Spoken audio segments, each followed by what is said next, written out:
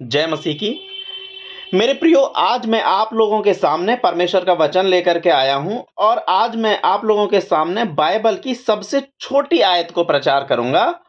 लेकिन इस सबसे छोटी आयत में बहुत बड़ा रहस्य छुपा हुआ है। हो सकता है आप लोगों ने इस आयत को कई बार पढ़ा होगा। आप लोगों ने इस वचन को कई बार सुना होगा।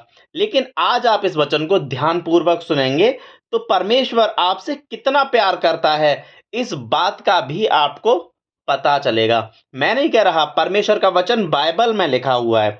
आप जानते हैं कि बाइबल में सबसे छोटी आयत क्या है, कौन-सी है? नहीं पता है? इस संदेश को सुनें और बाइबल को पढ़ें। यूहन्ना रचित सुसमाचार उसका 11वां अध्याय और उसकी 35वीं आयत बाइबल की सबसे छोटी आयत है और इस आयत में बहुत बड़ा रहस्य छुपा हुआ है। मेरे प्रियो, यहाँ पर ऐसा लिखा हुआ है, सिर्फ 2 शब्द हैं, यीशु रोया। प्रभु यीशु मसीह यहाँ पर रोया है। क्या आप जानते हैं प्रभु यीशु मसीह क्यों रोया?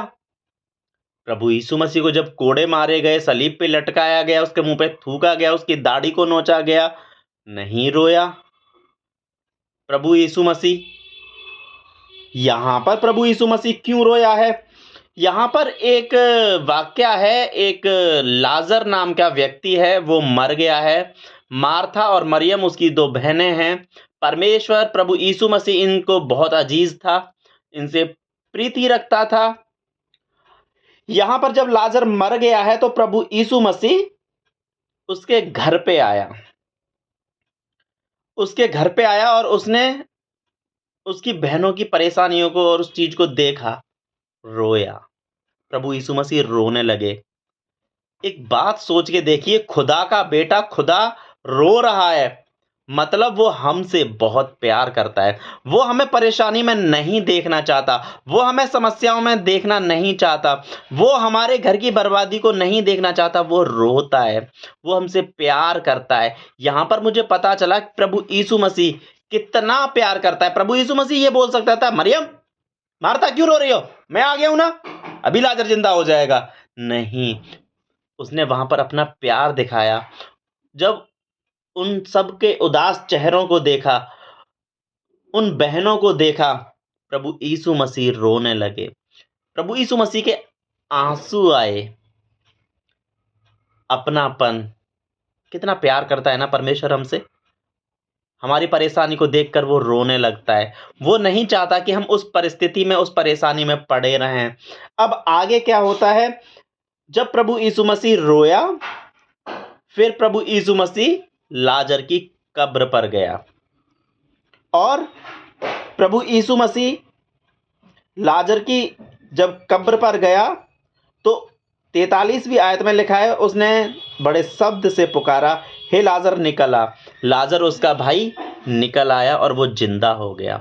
मेरे प्रियो, प्रभु यीशु मसीह पहले उसके घर पे आया, उनके घर पे आकर के उनको सांत्वना दी, उनके दुख में शामिल हुआ।